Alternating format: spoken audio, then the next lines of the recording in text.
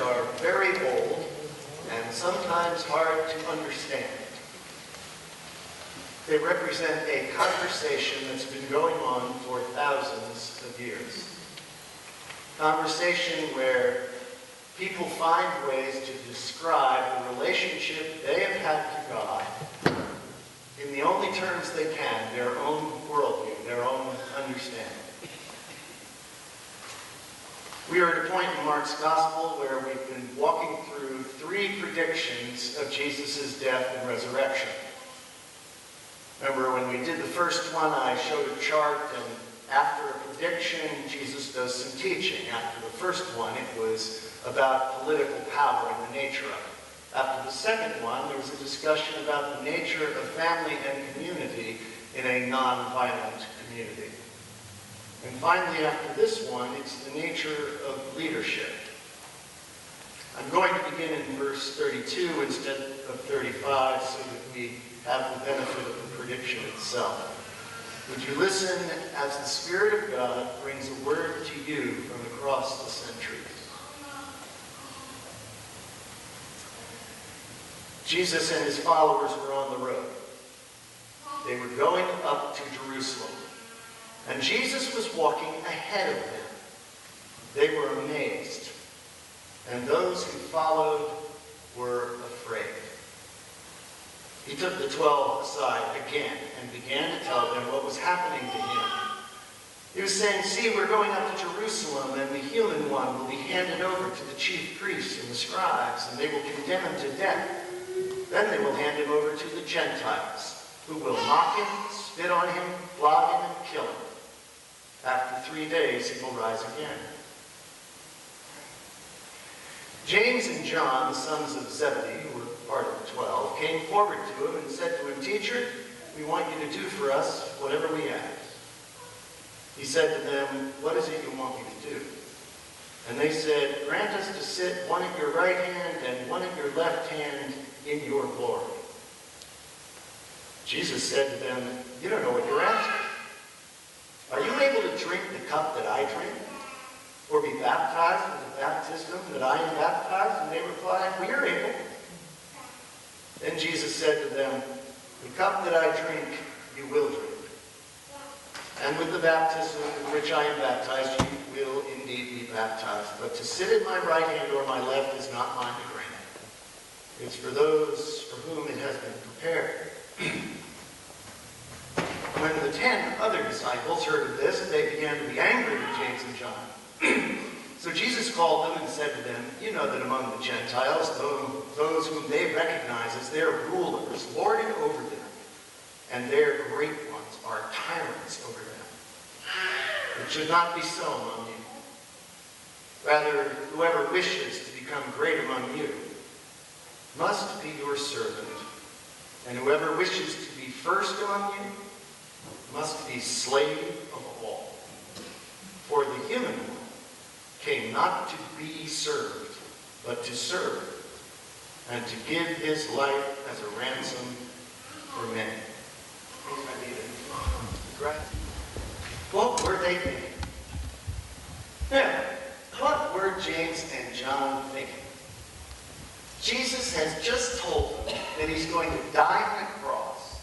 He'll be whipped before it happens, flogged, he'll be spat upon, all these horrible things happen. And he'll rise again on the 3rd day, and they come to him and says, hey, could we be on your right hand and your left hand when you're in glory? What were they thinking? They're dense. The disciples have, in fact, been dense throughout this section of Scripture. They don't get it. They don't get what Jesus is trying to get across to them. He is describing the reign of God. He is describing a non-violent community. One that's based on justice, kindness, one where one looks into another person's eyes and heart and seeks the very best for them. And they're dense. They don't get it. He tries first to describe the nature of political power. When I did the Transfiguration, we read all of those passages from the Hebrew Scriptures that reflect what happened on that mountain in that story. And all of them were pointing to parts of the Hebrew Scriptures where the prophets were dealing with empire power. Understand, when these were written, it was the first time empires had risen up on the globe. They were wiping out nations brutally, just eating everything up. And that kind of coercive power was the kind of power that the people in Mark's life were dealing with the Roman Empire. But consistently, the image of the Son of Man, the transfigured one, was an image of one who saw a non-violent response to such coercive power. They didn't get it. They also didn't get it when he started to teach them about the nature of family and community in a non-violent community, where individuals' integrity is not pulled apart, not torn down. An effort to look at other human beings and find a way to give them what they need to become whole and better. We didn't cover the passage about divorce. There's a passage in here about divorce in that section where Jesus says it's no good to divorce. And we worry about that now, like, well, maybe we don't, but many churches worry about that now. Oh, it's against the rules to get divorced? We kind of missed the point. For Jesus, that was a justice issue. Because women were shunted aside, pushed down. If they were divorced, they were in worse shape than they could possibly be in any other way. Jesus was demanding that divorce not take place because he was interested in justice for women, for the whole community. And still, they didn't get it. And now here we are in this spot, where Jesus has once again predicted his death, a death that will come because he is committed to nonviolence. He's not interested in overthrowing the Roman Empire. He is interested in having the love of God upend the Roman Empire over time. He's committing his life to that. Instead, they want political power. They want to be on the right and be on the left and be able to affect things, make things happen the way they see they should happen. Jesus used words like tyranny. And he wasn't exactly referring to just the Roman Empire. He was looking at James and John and saying, it's you that are seeking that kind of power. Now, when we think of tyrants, we think of bad people, right? If good people have power, then things go well, would be the thinking. I mean, really, don't you think that if you had all the authority in the world, that you could make wonderful, joyous, peaceful place? You know, there's a tendency for us to think that, well, if we had that kind of control, if we were able to affect the things that go on in the world, then things would be better. I know I fall into that trap. There's a problem with it. The problem is this. That when you grab out for that kind of authority, using that kind of authority, somebody else is going to oppose it. And right away, you're in a cycle of violence. Oh, it may not come to blows, but it's an effort, it's a power struggle, one to get something over on the other. And the second problem with it is anybody who ends up with authority and power gives themselves privilege. They may not even intend it, but they take privilege, and as they do, they create a community that is not just, where somebody's down to another person's up. That's the problem with this kind of power, with this effort to have the authority to make things happen the way you want it to happen. It's a struggle at all kinds of levels.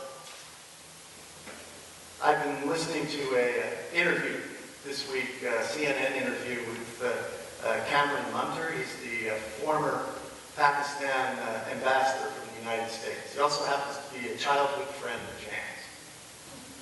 He was talking about our relationship to that country, what's transpired.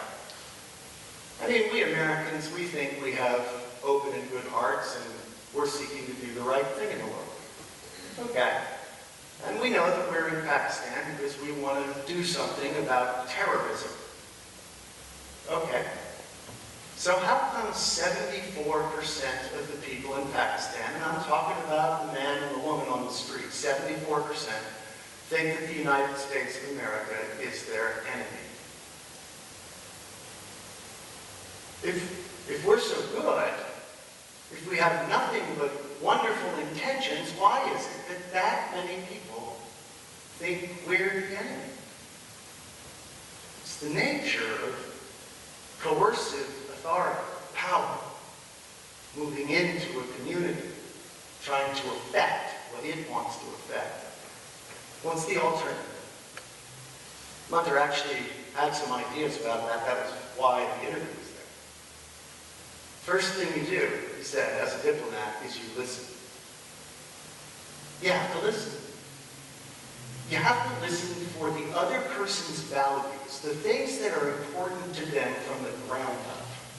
You have to understand why it's important for them. Because if you don't understand it, then there's no way that you can have a real conversation and come to some agreement about how to proceed forward. You listen very carefully. And if somebody is very different than you, you have to listen more carefully still. Find a way to get in their shoes so that you will understand how it is that they're thinking, how it could be that 74% think we're the enemy. And then you find a way to serve their needs. Step 2, find a way to serve their needs. This is what Jesus was doing on the road to Jerusalem. He was listening to people, listening to his disciples, and serving those in need. I don't talk about politics a lot. You know why? It's too easy to detach it from our lives. You know, it's entertainment, really, when you think about it. Politics and war and strife. It's just on our television screen, and we get to make it an object and talk about it. But this also happens in our home life, this dynamic that occurs, this wrestling out of things, whether or not we're going to try and hold on to authority and coercive power in our friendships, in our relationships, in our partnerships, or whether we're going to find a way to serve. There are limited resources in any particular couple. Limited resources, maybe not of money. A lot of people have enough money in this county that they don't have to worry about whether or not they have enough for both people to have their needs satisfied. But time can be a real issue. But let's think about money, because some of us do struggle with that. We can't have everything. So you're in a conversation with your wife, and you have the value that you really enjoy having dinner with other friends out. Right? That's something you enjoy. And you really couldn't care less about new sheets. You don't care if they're ripped, you don't care if they're stained. I mean, after all, you're sleeping on them the whole time. Who cares? It's just possible this has come up in my life.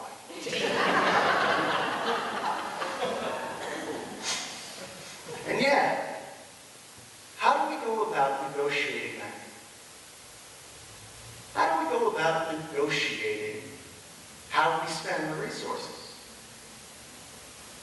Some people can go through a whole thing where they use emotional blackmail, other kinds of power.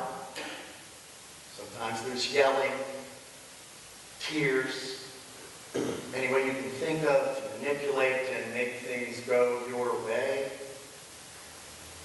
That's one approach. The trouble is that what happens is when you get what you want under those circumstances, you will create an unjust situation and you will create an opposition. That's how it works. It just cycles over and over again. How about time? Traditionally, we think about the man working out in the world and the woman at home. And I'm just going to use that stereotype for now, but it would work in reverse for sure.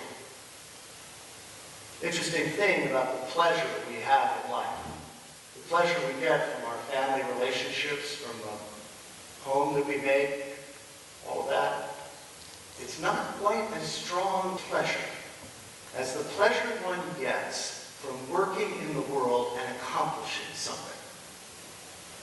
It seems to be true for human beings. So you end up with the stereotype of a woman staying at home with the children, waiting for her husband to come home, and he always comes home late for work. And she's saying, well, you don't care about me. You don't care about our family. He says, no, I do care. The truth is he doesn't. He cares more about work. So how do you handle that? You maybe listen to one another. Find out what it is that's going on. What value is being expressed by the behavior? Find a way to serve the other person. Not hang on to what it is you want. Because if you get your way, you'll end up with opposition. There will be injustice. This is what Jesus was after. This is what Jesus was calling a non-violent community. One that does not coerce, but seeks the truth somewhere in the depths of what each of us desires. But there is a problem with doing it this way. If there wasn't, we'd probably just go ahead and all live a generous, just life. The problem is that we're afraid. We're afraid we won't get what we have coming. Because this way of listening and seeking to make the other person more whole and great, it requires trusting that the other person will do the same in return. And it doesn't always work out that way. Or at least you may not perceive that it works out that way. We've talked about mimetic desire before. Remember I told the story about the little child who's sitting in a room full of toys. One toy may be very close to her, but she's not really looking at it. She couldn't care less about it.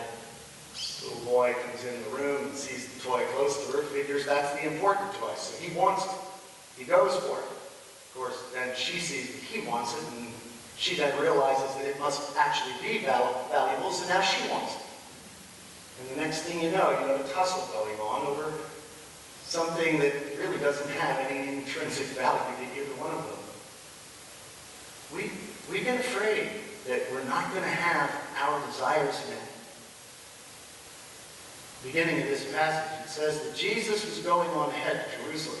Jesus was moving on ahead, living out a non-violent life, committing himself to that, serving the people around him. And it said that the people that were following him were afraid.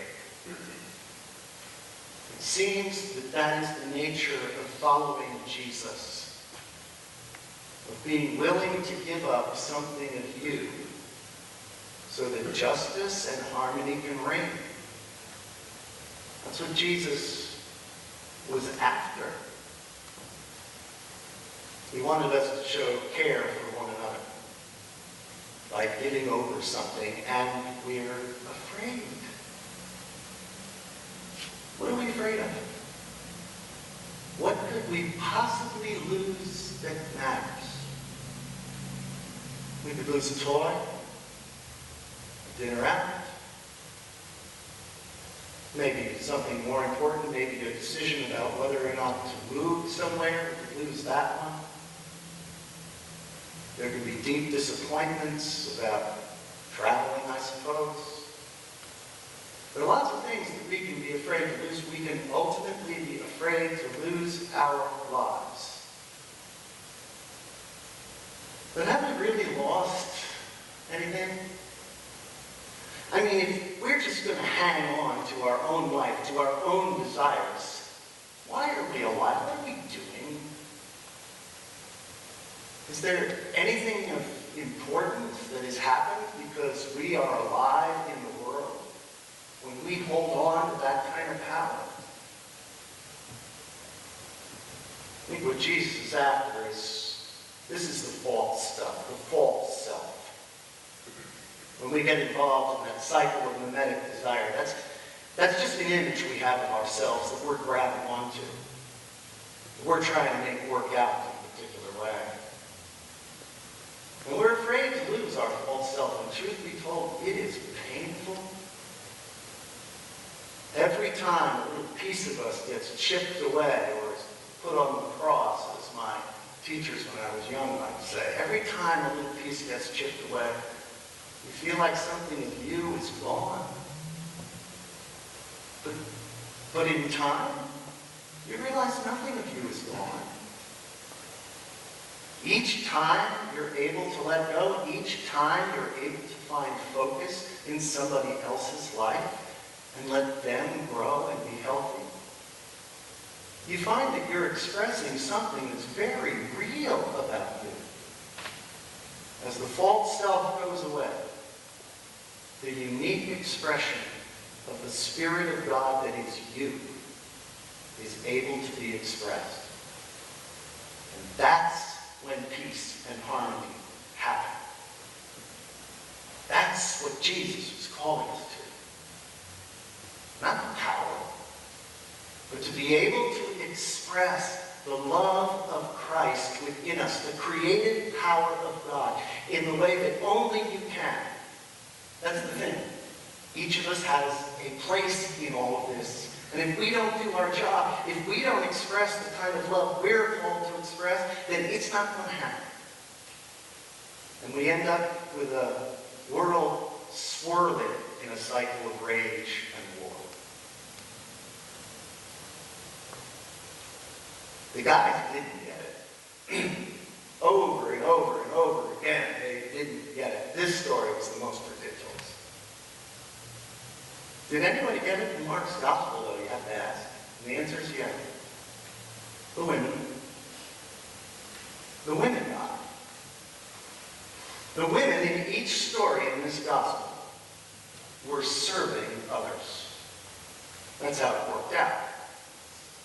So was Mark's point that, well, women and femininity is really what's important to have the creative spirit move forward? I don't think so.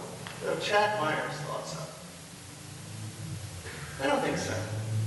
It seems, though, that the women we're talking about, they were at the bottom of the heap. I mean, women were second-class citizens. Women who weren't married, third-class citizens. There are only 2 married women in all of Mark's gospel. One of them was Herod's wife.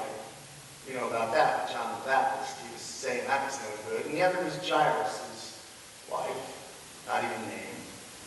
All the other women in the Gospels are single, standing on their own. So they're at the very bottom of the social heap. Here's the thing. It's a whole lot easier to serve from the bottom than it is when you have constructed something strong on the top. When you have something to lose. The women in this story didn't have a great deal to lose. And so they followed Jesus, who sought to serve them, sought to know them, see what was happening to them, and they responded by expressing the kind of unique love that they had for him. And oh, what a cry.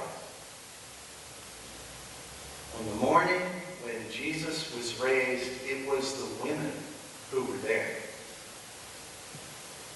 It was those who had served who could see the new life emerge, who could see the new hope emerge. When we have eyes to see, eyes that look at one another and ask the question, how do I make you more whole and beautiful? And these are the eyes that will then see something gorgeous emerge. Jesus is begging us to do it. Begging us to shift the way we orient towards one another. It's hard, I know. I do a lousy job. Seems like each month, each year, I learn a little bit more, and then I find out that, oh, there's another layer of things to give away. I think that's true of every human being, not just me. I think it's important to say it. Because if you can look at how you see other people, if you can ask yourself, what form of power are you about? Servant power or coercive power? If you can look at that, you can change it. That's why in a typical Christian service we confess. So that we can look at our lives and change them. Jesus is calling us to express the perfect love that we are called to express. And the only thing in the way of that is the false stuff that we've built on top. The hope for tomorrow, the new life, the new community that's breaking free of everything that binds us, that comes when we are able to let it go and watch the love you earn.